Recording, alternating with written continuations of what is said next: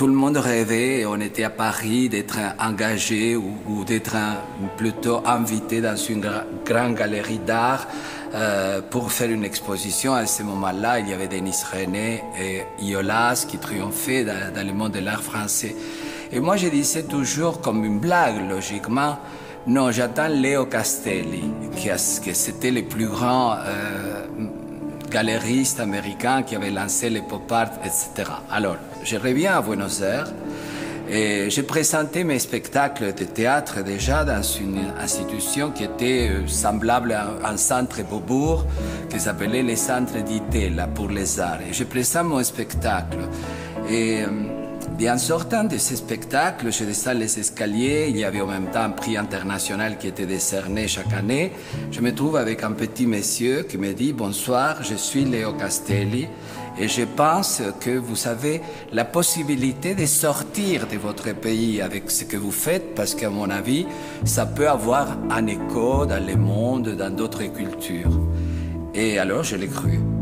Voilà, une autre rencontre qui va me permettre de rester en France, c'est, je dirais presque définitivement, c'est la rencontre avec quelqu'un qui me dit la France est un pays qui est voué à ouvrir ses portes aux artistes et inciter aux artistes de rester ici.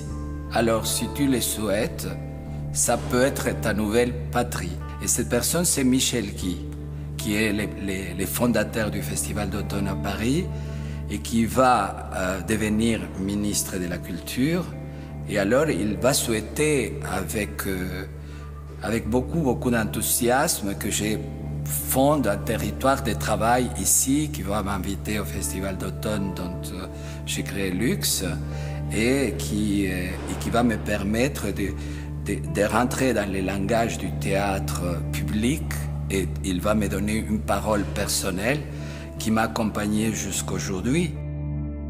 C'est merveilleux d'être porté par cet espoir de défier la réalité pour pouvoir installer un rêve. Et ça, c'est quand on a envie de ça, c'est fabuleux.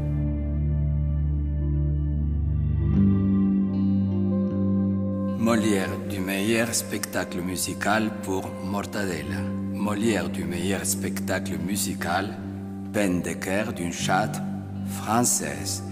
Et Molière pour l'ensemble de ma carrière. Le prochain, ça sera le Molière de la chance.